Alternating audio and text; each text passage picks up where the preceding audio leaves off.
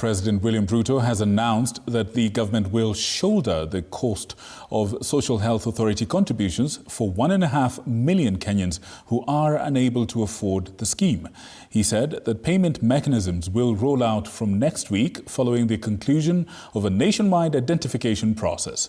The president emphasized that revenue collected by the state is sufficient to cushion the vulnerable as more Kenyans transition from NHIF to SHA. Our reporter Linda Alela has the details.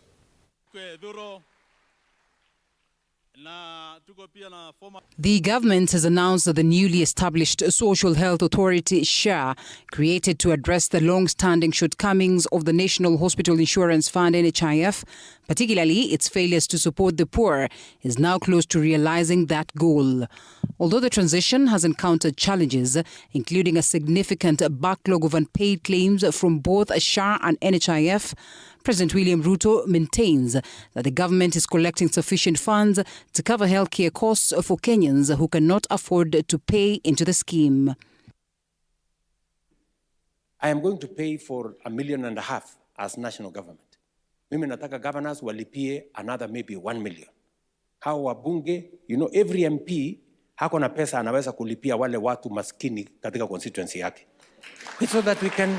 According to the president, out of the registered 25.8 million Kenyans, those who have the ability to pay are contributing 2.75% of their income, making the scheme equitable. This, as the president says, the payment mechanisms will begin next week following the completion of a successful identification process.